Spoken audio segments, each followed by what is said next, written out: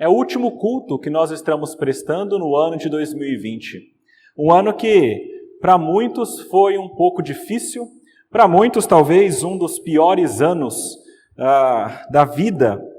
E é interessante a gente pensar um pouquinho sobre isso. Como que muitas vezes algumas coisas acontecem que fogem do nosso controle, e isso muitas vezes nos entristece, especialmente quando chegamos ao fim de um ano como esse. É possível que muitas pessoas estejam olhando para 2021 com uma esperança diferente, com uma esperança de que vai ser um ano muito melhor, e talvez até pensando o que será que eu posso fazer para esse ano ser diferente. Sempre que tem uma virada de ano, um começo de ano, as pessoas fazem aquelas famosas promessas. Muitas vezes as pessoas fazem promessas para Deus, para que Deus dê alguma coisa para elas em troca. Algumas pessoas fazem promessas para si mesmas, para conseguirem mudar alguma coisa no ano seguinte. Algumas pessoas até se apegam a alguns objetos que talvez considerem mágicos para que o ano de 2021 seja melhor.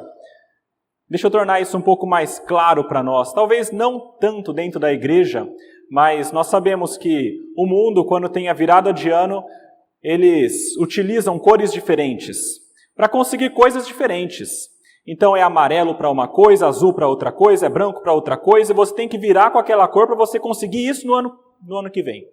Isso porque é uma transferência, é uma visão de que aquela coisa física vai trazer alguma coisa diferente para o outro ano. E isso acontece também no meio dos evangélicos. É interessante a gente pensar nisso. Por exemplo, eu conheço muita gente que gosta muito de abrir a palavra de Deus no Salmo 91 e colocar em destaque na casa. Porque existe, talvez, não são todos assim, mas existe em algumas mentes o entendimento de que aquele salmo aberto é o que vai trazer a bênção de Deus para aquela casa. E, meus irmãos, essa é a natureza humana. O homem gosta muito de fazer coisas físicas que façam algum sentido e que na mente dele vai trazer algum benefício para ele. E essa ideia de objetos mágicos, isso está em todo canto. Em todo canto, em todas as religiões, nós encontramos pessoas utilizando objetos como se fossem mágicos para trazer algum benefício, algum tipo de superstição. Eu estava pesquisando e eu me deparei com aquela famosa fita do Senhor do Bonfim. Essa fita é muito interessante. Parece que você tem que dar um nó dessa fita no seu pulso, e você tem que dar um nó, e cada nó que você der, você faz um pedido. E aí você deixa a fita, e você deixa até que ela se torne muito podrinha e desfaça. Quando ela desfizer, aí você tem os seus desejos atendidos, e os seus pedidos vão se tornar realidade. Meus irmãos, é interessante quando a gente começa a olhar para essas coisas, porque essas coisas de fato acontecem. Não é tão comum no meio cristão, essa fitinha, cristão evangélico, essa fitinha do Senhor Bonfim. Mas tem outras coisas que nós fazemos. Eu citei, por exemplo, o Salmo 91. Mas ainda existe no meio evangélico diversos amuletos sendo utilizados e vendidos por algumas igrejas. É aquele óleo que o pastor disse que abençoou e que vai trazer alguma coisa boa para você. É aquele lenço que o pastor utilizou na pregação e vai te dar para te abençoar. São várias coisas que são dadas, vendidas e utilizadas para trazer algum tipo de boa sorte. E, meus irmãos, é sobre isso que eu gostaria de pensar com vocês. A gente está na virada do ano, de um ano que foi um pouco estranho e para muitos não foi muito bom. E a pergunta é, será que nós podemos fazer alguma coisa para Deus abençoar a gente? Ou será que nós podemos contar com a bênção de Deus sobre nós de alguma maneira? E para pensar sobre isso, eu queria pedir para os irmãos abrirem a palavra de Deus em 1 Samuel, no capítulo 4. A gente vai ler uma história bastante interessante que fala sobre o povo de Israel sofrendo um dos piores anos da sua vida, uma das piores perdas que eles tiveram. 1 Samuel, capítulo 4.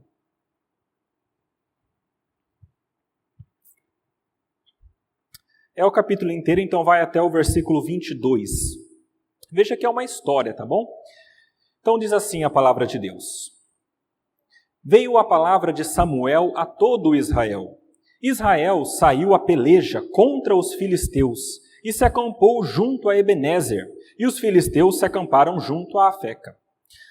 Dispuseram-se os filisteus em ordem de batalha para sair de encontro a Israel. E travada a peleja, Israel foi derrotado pelos filisteus.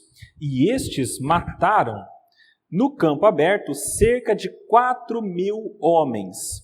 Voltando o povo ao arraial, disseram os anciãos de Israel: Por que nos feriu o Senhor, hoje, diante dos filisteus?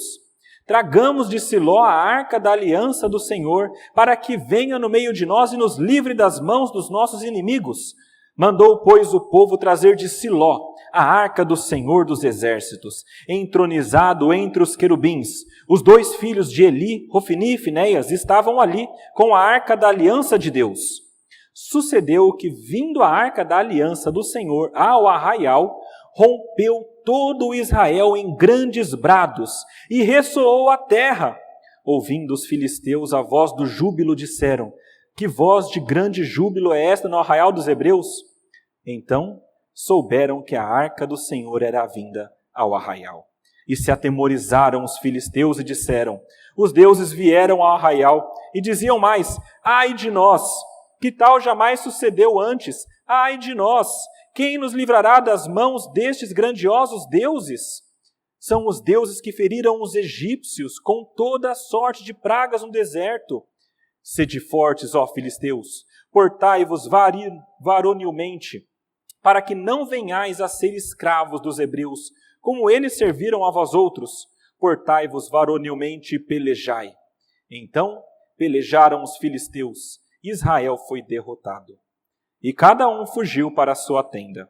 Foi grande a derrota, pois foram mortos de Israel 30.000 homens de pé.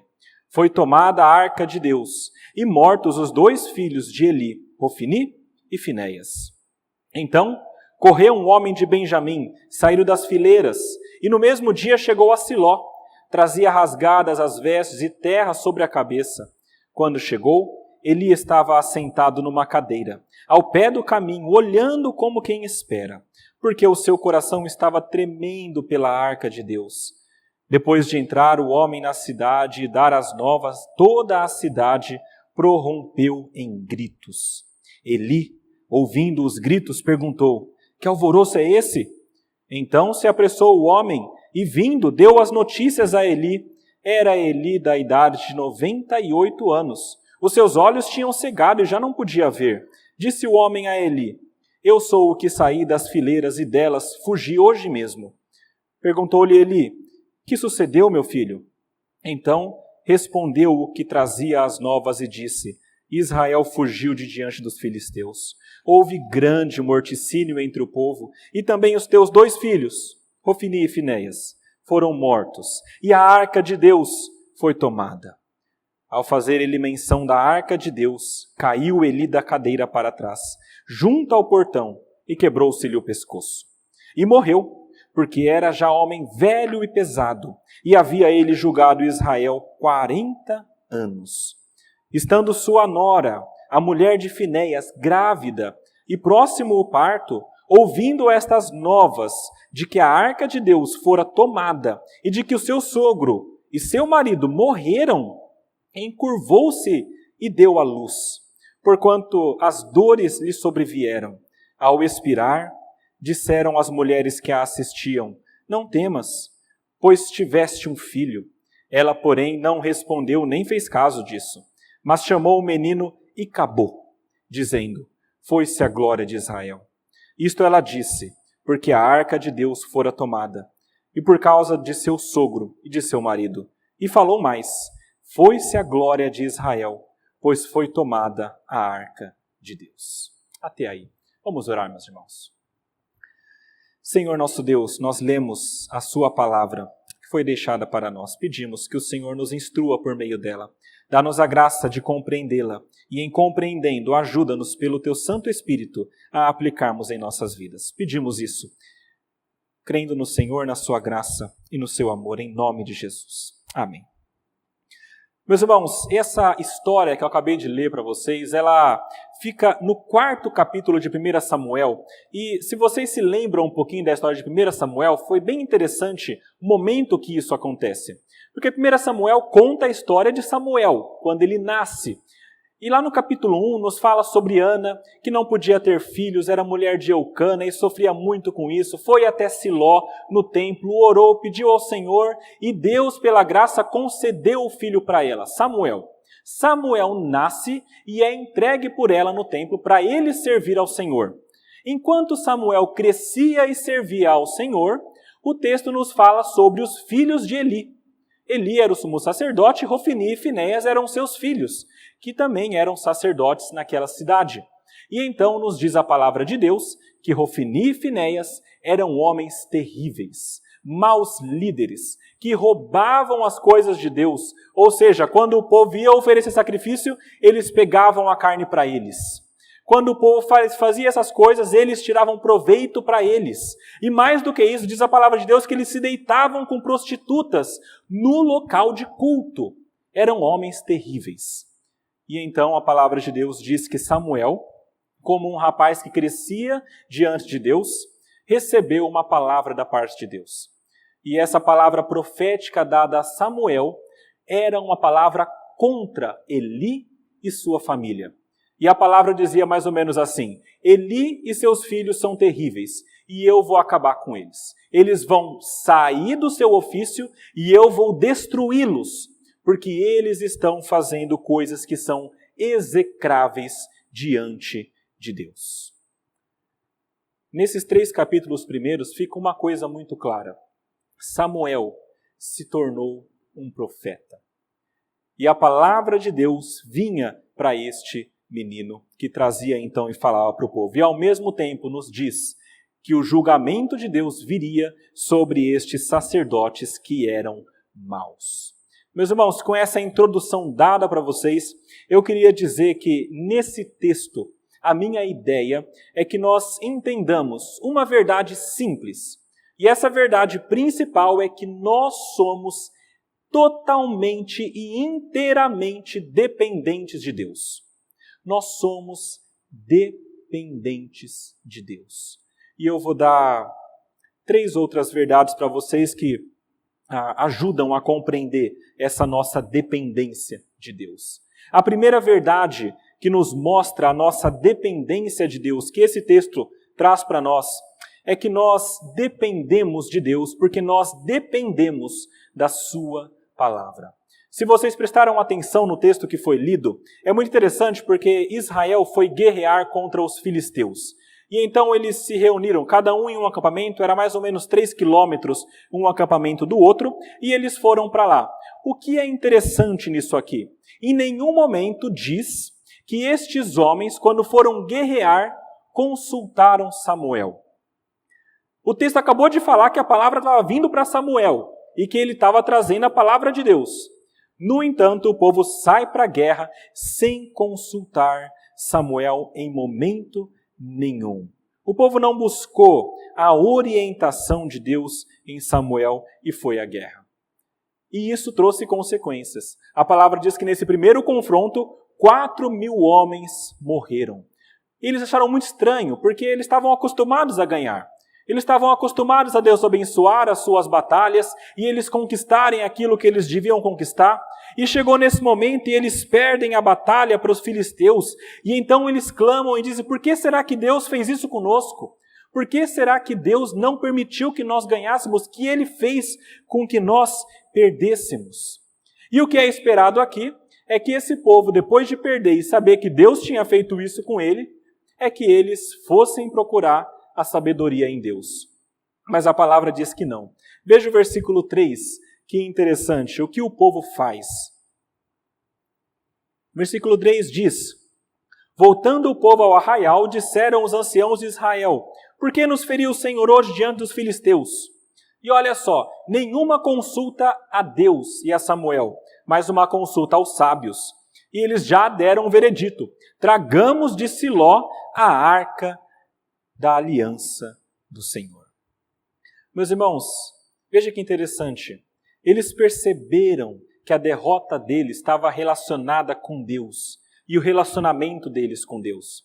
Mas ao invés de eles buscarem consertar o relacionamento deles com Deus, o que eles tentam fazer é trazer a Arca da Aliança para que com a Arca da Aliança eles vencessem os filisteus. Era um pensamento meramente humano de vitória.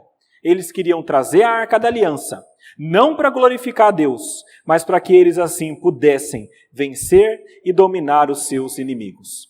Veja bem, quando eles fizeram isso, sem consultar a Deus, a tragédia estava feita. Eles trazem a Arca da Aliança é tomada pelos inimigos, Hofni e Finéias morrem, Eli morre, a esposa de Finéias morre e o filho nasce com o nome de Icabô, que significa sem a glória de Deus, ou a glória de Deus se foi. Meus irmãos, essa pequena parte do trecho que a gente está lendo aqui nos traz um ensinamento muito importante. Que nós somos dependentes da palavra de Deus. E que nós sofremos consequências quando nós não seguimos a palavra de Deus. Esse povo sofreu graves consequências. 34 mil homens morreram. Sem contar com estes outros também, Hofni, Finéias, Eli e todos os outros. E isso nos remete a tantas outras histórias e momentos em que pessoas não dão valor para a palavra de Deus e então sofrem com isso também. Tem um episódio, por exemplo, narrado em Josué capítulo 7. Se os irmãos se lembram bem da história de Josué, ele foi o homem posterior a Moisés. Depois de Moisés levar o povo durante 40 anos até a porta da Terra Prometida, então Josué é aquele homem que se levanta para dominar a Terra Prometida. Então Josué se levanta e começa a fazer isso. Eles entram na Terra Prometida e começam dominam Jericó. Jericó, vocês lembram como é que foi? A palavra diz que não foi nada humano. A palavra diz que Deus mandou eles rodearem a cidade 7 vezes, durante 7 dias, e no final tocarem as trombetas, e algo miraculoso aconteceu, que as muralhas ruíram. E quando isso aconteceu, o povo entrou. Ou seja, milagre da parte de Deus, é Deus quem conquistou para Israel. Depois disso acontecer, então vem uma outra cidade chamada de Ai. O que é interessante nesse episódio, lá em Josué 7, é que depois de conquistar Jericó, o povo achou que tinha muita força e muito poder. Então eles nem mais consultaram a Deus. O que eles fizeram? Vão para Ai. E Josué falou, vai lá uns espias, olha como é que é a cidade, se for grande, se é pequena, tal. Voltaram e falaram para Josué, é pequena, tem pouca gente. Pode mandar só uns 2, 3 mil homens que eles vão dar conta. A palavra diz que eles enviaram os 2, 3 mil homens e o povo da cidade de Ai, que não era muito, derrotou estes homens. E foram mais de 30 homens que perderam a vida nesse confronto. Por que é que eles perderam isso, meus irmãos? Por que é que Josué perdeu essa batalha? Eles perderam a batalha porque eles não consultaram a Deus. Porque existia no meio do povo um homem chamado Acã que estava em pecado grave diante de Deus. Quando eles dominaram Jericó, a ordem de Deus é, não tomem nada para vocês, deixa tudo, quem me destrói? E aí Acã olhou para Jericó, olhou para algumas coisas e achou bonito e pegou. Ele pegou despojos, pegou uma capa, uma pedra preciosa, creio que foi ouro, alguma coisa assim. E então ele escondeu. Ele não poderia ter feito isso. Quando ele faz isso, Deus então entende que ele está em pecado. E o povo vai guerrear mesmo com Acã em pecado. O que é interessante nessa história, meus irmãos?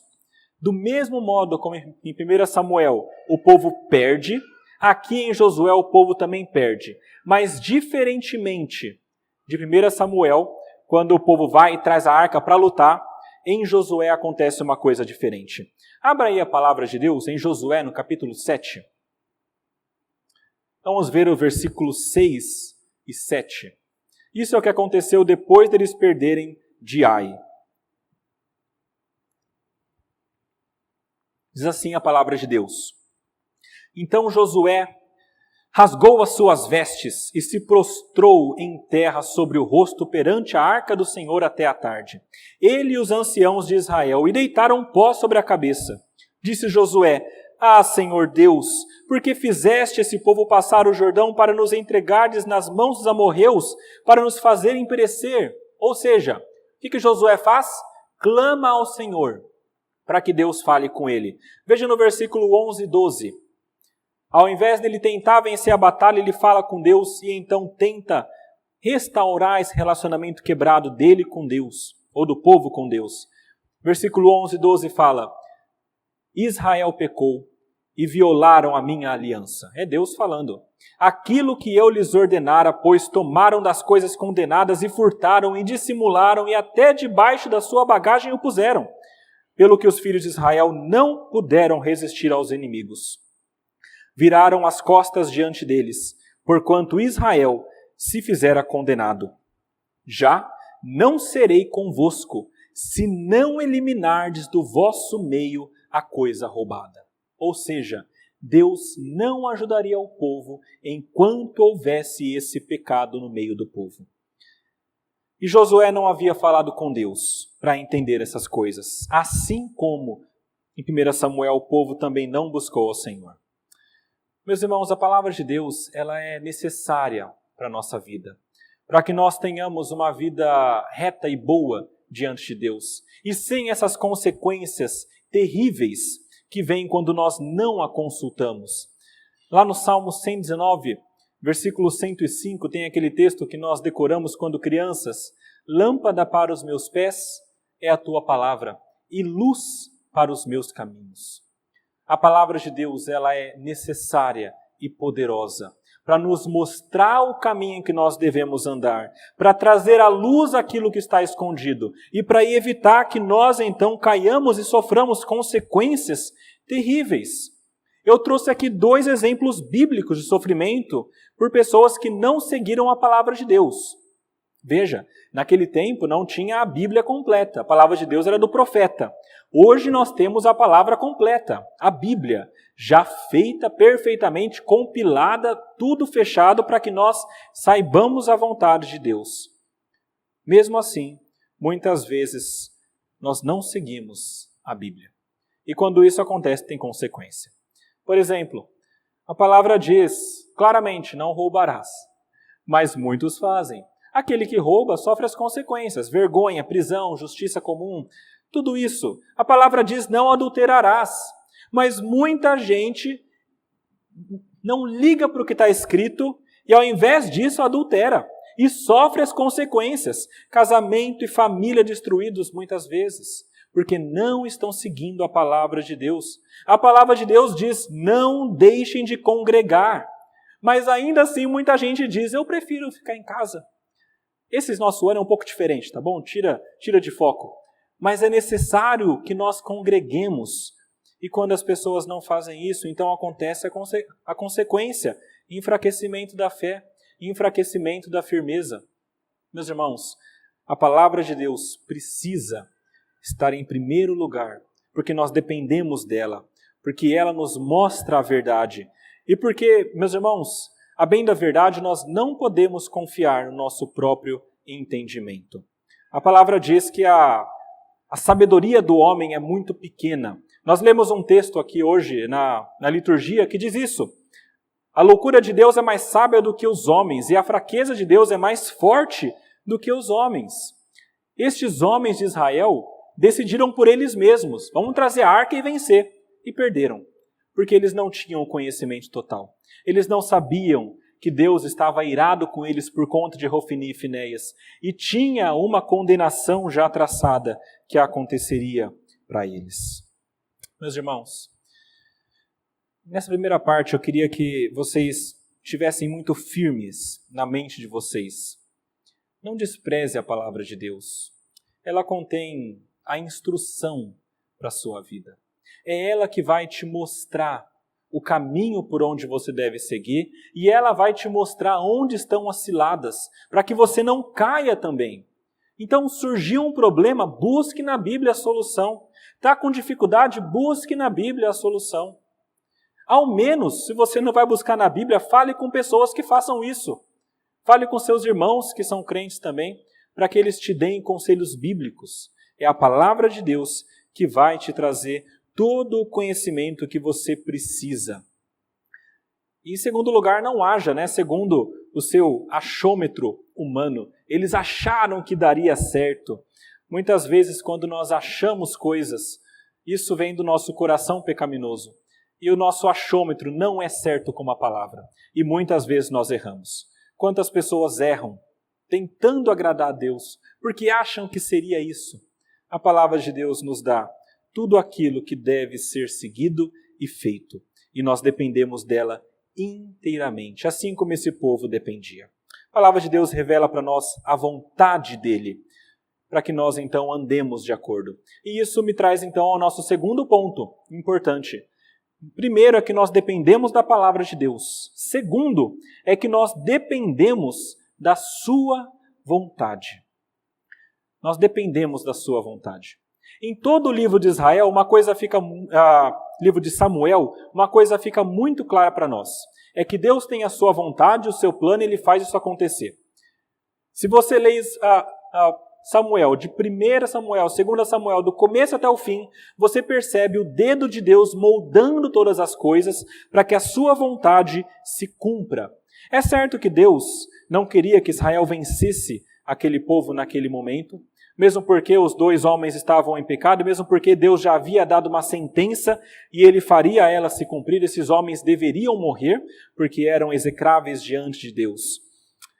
E é interessante que quando nós vemos isso aqui, nesse texto especificamente, nós percebemos que o povo, de alguma maneira, não aceitou essa vontade de Deus e tentou, por meios humanos, torcer o braço de Deus para mudar a sua vontade. É isso que eles fizeram quando trouxeram a Arca da Aliança. Eles perderam a primeira batalha, então pensaram, nós temos de vencer a segunda. Tragam a Arca da Aliança, porque sempre que a Arca vem, a gente vence. Então, quando a gente trouxer a Arca, Deus vai precisar abençoar a gente. Deus vai precisar fazer a gente vencer. E quando a Arca estiver na frente, Ele vai então atacar os inimigos e nós iremos vencer os nossos inimigos. Tudo isso para tentarem forçar a mão de Deus. Meus irmãos, uma coisa que fica muito clara aqui é que não se pode forçar a mão de Deus. Não se pode dobrar o braço do Senhor. Não se pode dominar a Deus. A Arca da Aliança simbolizava a presença de Deus, sim, e muitas vezes quando a Arca da Aliança veio, o povo venceu. Muitas vezes quando Deus mandou que isso acontecesse, que não foi o caso aqui. Mas eles tentaram então dobrar o braço do Senhor para dobrar também a sua vontade e fazer a vontade deles e não a vontade de Deus acontecer. Meus irmãos, eu vejo isso acontecendo muito no meio cristão, especialmente evangélico. Eu vi um líder evangélico um tempo atrás dizendo mais ou menos assim: se você entregar o dízimo, Deus é obrigado a te abençoar. Eu achei muito interessante essa palavra obrigado. É como se Deus então tivesse a obrigação de abençoar porque fulano deu dízimo, que por acaso Deus já deu para ele.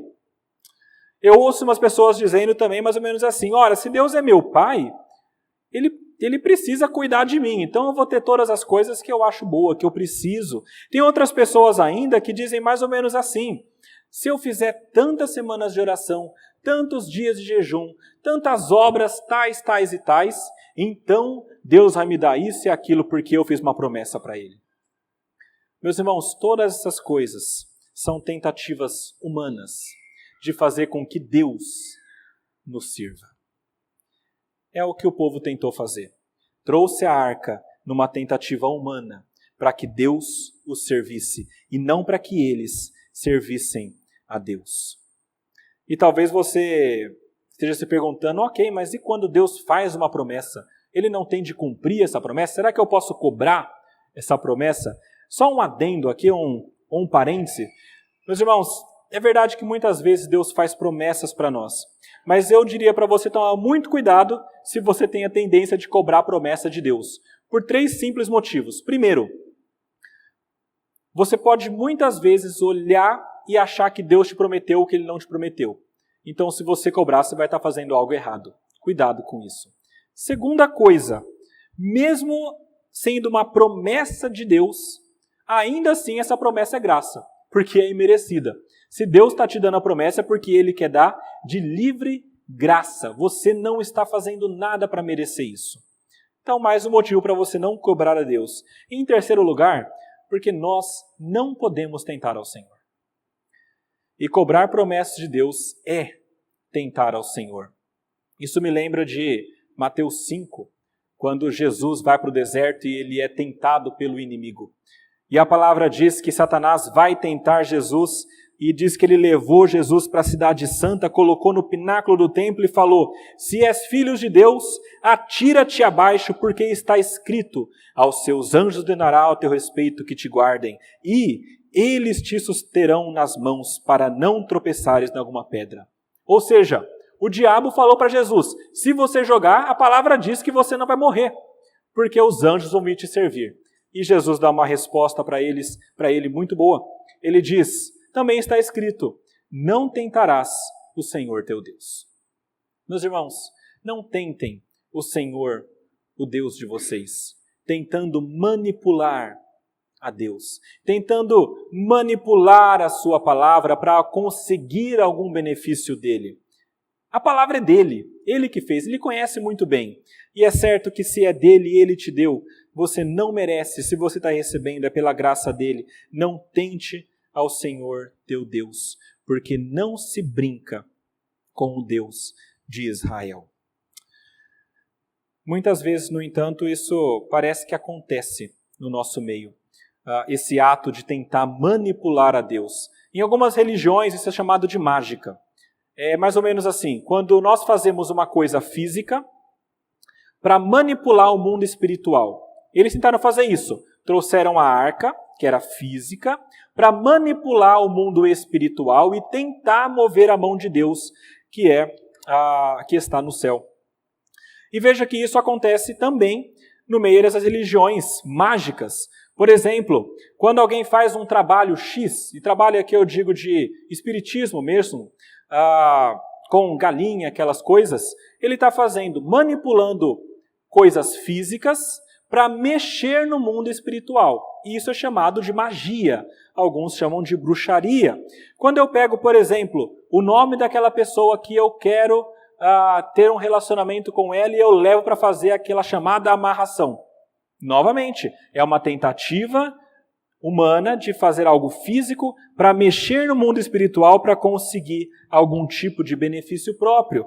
Quando eu pego um copo de água, coloco em cima da televisão para ela ser abençoada pelo pastor que está falando, hoje não dá mais porque as televisões são muito finas, mas era muito comum antigamente. Isso é você utilizar coisas físicas para tentar ter algum benefício espiritual. Isso é chamado de magia, tá? É pura bruxaria. A palavra de Deus é totalmente contra esse tipo de coisa. Mas no mundo evangélico acontece. Aqui tem um texto falando sobre a arca. Meus irmãos, recentemente eu vi uma igreja com réplica da arca. E eles levavam a arca do fundo até a frente, a arca era adorada e a busca era que a arca trouxesse bênção para eles. Eu citei o Salmo 91, que é a mesma coisa, tentar utilizar um elemento físico, que é a Bíblia escrita, o papel, para trazer bênção para essa pessoa. Isso acontece quando, por exemplo, eu venho à igreja, minha vida é uma porcaria, eu não sigo a Deus, eu não faço nada, mas eu venho à igreja no dia da Santa Ceia. Aí eu tomo a Santa Ceia e eu penso que essa Santa Ceia vai me purificar e me salvar e levar para o céu. Isso é você achar que o pão e o vinho são mágicos em si mesmo e você vai receber essa bênção da parte de Deus. Isso acontece, por exemplo, quando eu acho que a água do batismo, ela é o que tem poder. Então ela vai perdoar os meus pecados. E eu sinto a vontade de ser batizado de novo e eu vou para ser de novo porque eu vou ser purificado dos meus pecados. Isso tudo é visão humana de elementos físicos, buscando com que esses elementos manipulados aqui tragam bênçãos espirituais para nós. Meus irmãos, não é assim que funciona. Não funcionou com a Arca da Aliança, não funciona hoje, porque na verdade Deus, ele não funciona com base no que nós manipulamos nesse mundo físico. Deus se importa muito mais com o nosso coração com a nossa disposição, com as nossas ações, do que com elementos físicos que na mente de muitos têm algum valor mágico. Eu gosto muito de uma música do João Alexandre, onde ele diz o seguinte: Deus não habita mais em templos feitos por mãos de homens. Deus não será jamais acorrentado às paredes de uma religião. Meus irmãos, é impossível coisas físicas deterem o nosso Deus ou mudarem a mão de Deus ou o que Deus deseja fazer. Então talvez surja uma pergunta entre nós aqui. Ok, então a Arca da Aliança não conseguiu trazer essa mudança lá, mas será que ainda tem algum valor essa Arca da Aliança? Qual que é o valor dela para nós hoje? Meus irmãos, a Arca da Aliança ela teve o seu simbolismo importante no Antigo Testamento, simbolizando a presença de Deus, a presença da glória de Deus. Ela ficava no templo, ficava no tabernáculo. No entanto, no Novo Testamento parece que tudo muda. E tudo muda pela chegada, nós sabemos, de Jesus Cristo. Quando Jesus vem a este mundo, ele vem como Deus que se torna homem perfeitamente, vive perfeitamente a vida de homem, até o momento em que ele morre na cruz. Quando ele morre na cruz, nós lemos um texto aqui também na liturgia que diz que no momento da sua morte, o véu que separava o Santo dos Santos do restante do templo e do restante do mundo foi rasgado de cima a baixo. No Santo dos Santos é onde ficava a Arca da Aliança. Meus irmãos, quando Cristo vem a esse mundo, ele faz com que tudo isso não tenha mais sentido em si, mas agora tenha sentido nele. Quando ele vem e rasga o véu de cima a baixo, nós não precisamos mais da Arca da Aliança para ter acesso a Deus, à presença de Deus. Hebreus capítulo 10, versículos 19 a 20. Leiam comigo esse texto, meus irmãos, abram aí para vocês lerem.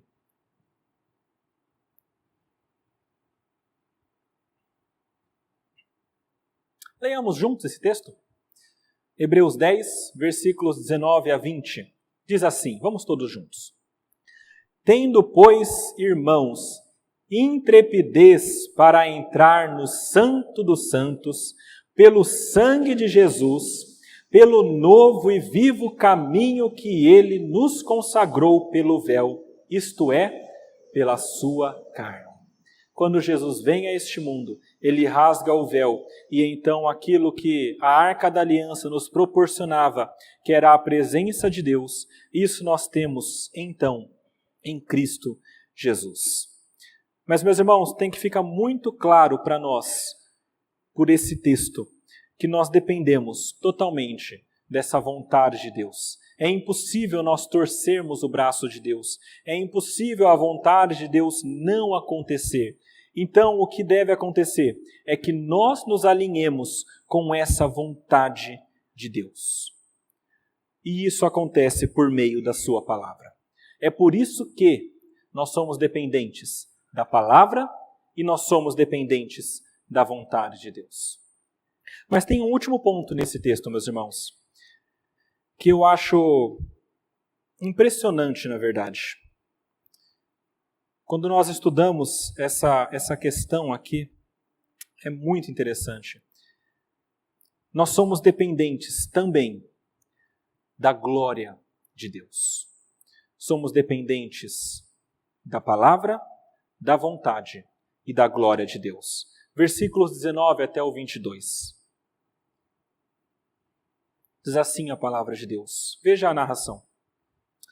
Estando sua nora, a mulher de Finéias, grávida, e próximo o parto, ouvindo estas novas de que a arca de Deus fora tomada, e de que o seu sogro e seu marido morreram, encurvou-se e deu à luz, porquanto as dores lhe sobrevieram. Ao expirar, disseram as mulheres que a assistiam, não temas, pois tiveste um filho. Ela, porém, não respondeu nem fez caso disso, mas chamou o menino e acabou, dizendo, foi-se a glória de Israel. Isto disse ela, porque a arca de Deus fora tomada, e por causa de seu sogro e de seu marido. E falou mais, foi-se a glória de Israel, pois foi tomada a arca de Deus. Meus irmãos, quando a mulher de Finéias recebeu essa notícia, foi tão traumático para ela, que diz a palavra de Deus que ela começou a entrar em trabalho de parto. Foi tão terrível que ela deu à luz naquele local onde ela estava. E mais do que isso, foi tão terrível que tirou a vida dela. A palavra diz que ela expirou. Mas enquanto ela expirava, enquanto ela morria, ela deu o nome para o filho e chamou de Icabô. Icabô, meus irmãos, é uma palavra, são duas palavras em hebraico. I significa onde ou cadê, e Cabô é glória. Então é mais ou menos assim, onde está a glória? Cadê a glória? Ou, para muitos, a glória se foi. Meus irmãos, quando ela dá esse nome para o seu filho, isso nos mostra algo muito interessante sobre essa mulher. Primeiro que ela era aparentemente muito piedosa. Mais do que Eli, do que Finéias. Porque na hora, Finéias não precisa falar porque ele era um homem terrível e fazia coisas terríveis.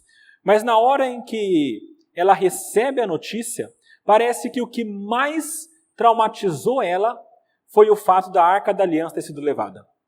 Não foi o marido morrer, não foi o sogro morrer, mas principalmente o que foi pior para ela foi a Arca da Aliança ser tomada deles.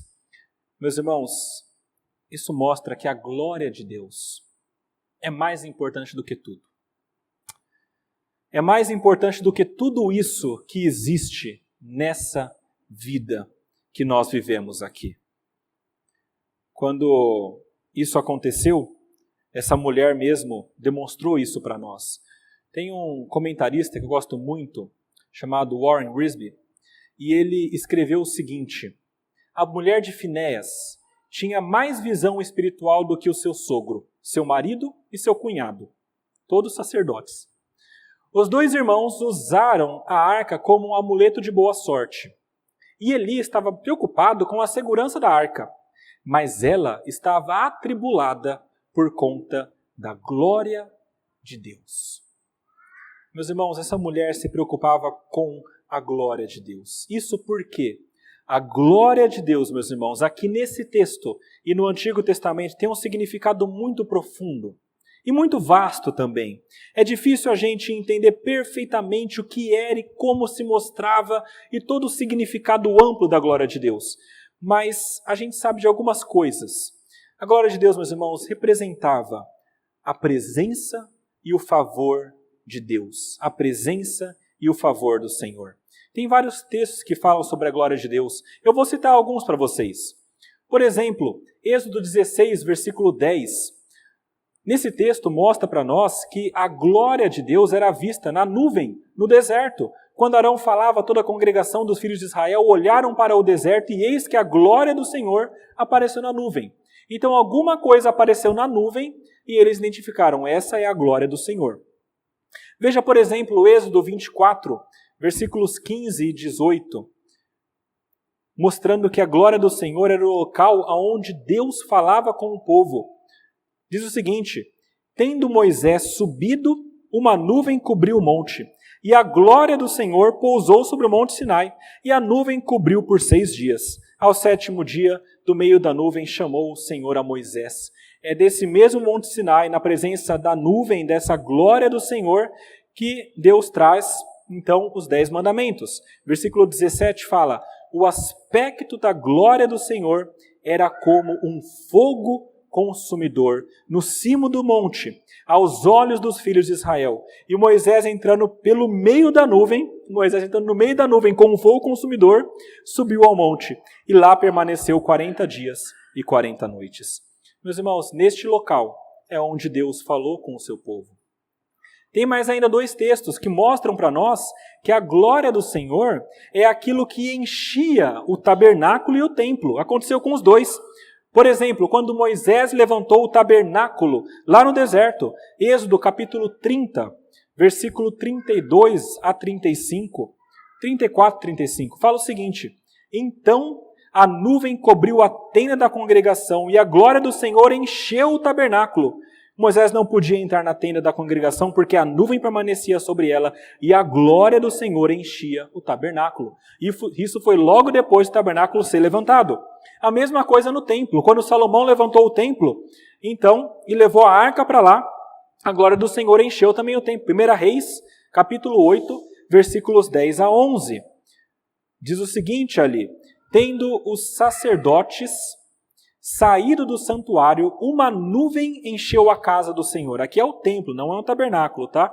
De tal sorte que os sacerdotes não puderam permanecer ali para ministrar por causa da nuvem, porque a glória do Senhor enchera a casa do Senhor.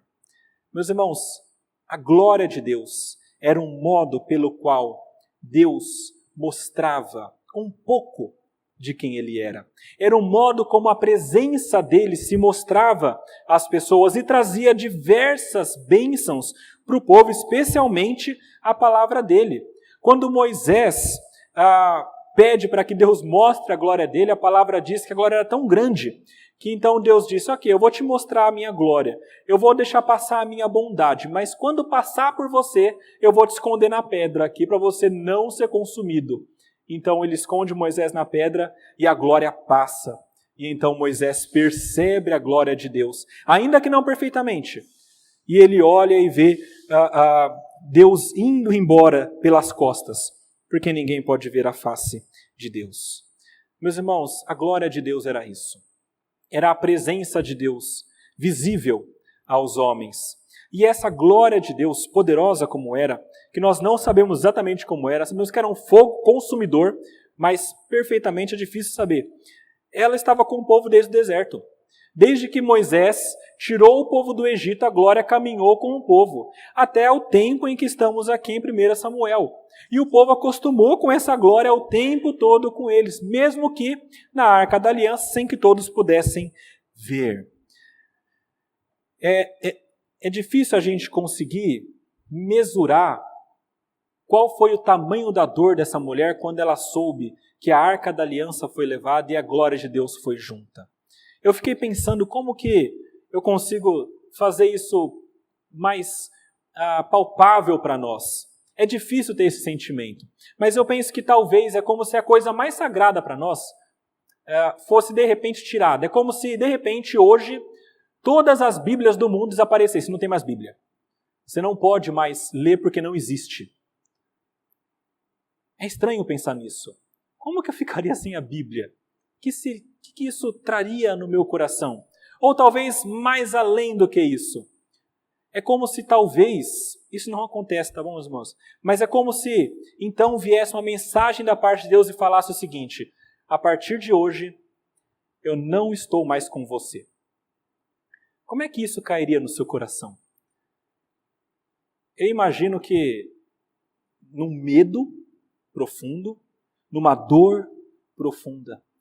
E eu creio que foi isso que aconteceu com essa mulher. Quando ela percebe que a arca se foi, ela entende que a glória do Senhor se retirou. Então uma dor profunda arde em seu coração e ela sofre a ponto de dar à luz e também morrer. Meus irmãos, a glória do Senhor se foi nesse momento. E a glória do Senhor, meus irmãos, ela se foi como consequência do pecado daqueles homens. Em 2 momentos na história de Israel isso aconteceu. O primeiro foi aqui, quando a arca foi tomada. A glória do Senhor saiu. Em um segundo momento, a palavra diz que também a glória do Senhor se retirou do povo de Israel. Isso aconteceu um pouquinho antes do povo ser levado cativo.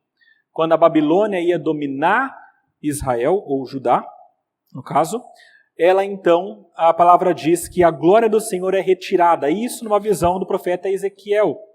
Ezequiel capítulo 11, versículos, na verdade desde o capítulo 8 até o 11 fala sobre isso, mas no capítulo 11, versículos 22 a 23, mostra a visão de Ezequiel do templo.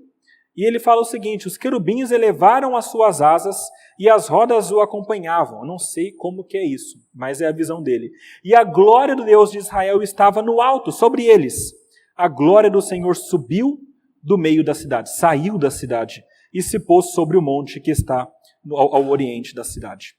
Meus irmãos, nesse momento, é o momento em que a glória do Senhor também deixa o templo mais uma vez. Não só aqui em 1 Samuel capítulo 4, mas lá na frente, quando o povo ia ser levado cativo para a Babilônia.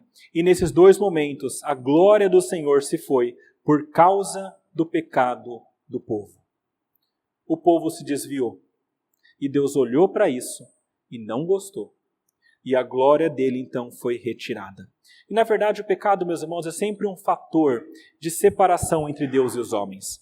Desde o jardim do Éden, quando Deus andava na viração do dia com Adão, Adão e Deus andavam juntos. E a palavra diz que quando Adão cai, Deus então retira esse homem do jardim do Éden. Porque não tem como ter comunhão com o pecado. 1 João capítulo 1, versículo 6 fala: se dissermos que mantemos comunhão com Ele e andarmos nas trevas, mentimos e não praticamos a verdade. Sempre que nós estamos em pecado, que nós estamos vivendo uma vida que desagrada a Deus, dissoluta, longe dos padrões dele, é certo que a nossa comunhão com Ele está quebrada. O povo de Israel sofreu isso de maneira muito vívida e forte. E eu tenho uma pergunta, então, para a gente pensar um pouco na nossa vida. Como que está a sua vida? Como que você tem vivido a sua vida diante de Deus? Como alguém que vive para e pela glória de Deus? Ou será que é como Hofni e Finéias? Hofni e Finéias eram aquele crente de domingo. Eles faziam o que eles tinham que fazer, bem mal e porcamente. E durante a semana, era terrível. Muitas vezes nossa vida é assim. No dia a dia, nós estamos vivendo de mãos dadas com o mundo, com Satanás e com a carne. E no domingo, nós vamos à igreja para adorar a Deus. Toma cuidado. Não dá para brincar com o Senhor. A glória dele se retirou do povo de Israel em 2 momentos, porque isso aconteceu. Cuidado com o modo como você vive a sua vida, para que você não tenha também de dizer, talvez até desfalecendo, se foi a glória do Senhor na sua vida. Isso seria terrível e de consequências eternas. Meus irmãos, tudo isso dito, eu queria trazer um pouco mais de esperança para nós. Deus é muito bom, Ele é muito gracioso e misericordioso. Da mesma maneira como a glória de Deus se retirou do povo de Israel, a palavra diz que ela retornou. A arca do Senhor, ela retornou. Eventualmente, no momento, ela retorna para Israel. Então a glória de Deus também. Depois da segunda vez, quando a glória de Deus é retirada e sai, lá em Ezequiel, antes da Babilônia dominar Judá, então o povo novamente se desvia e a glória de Deus sai.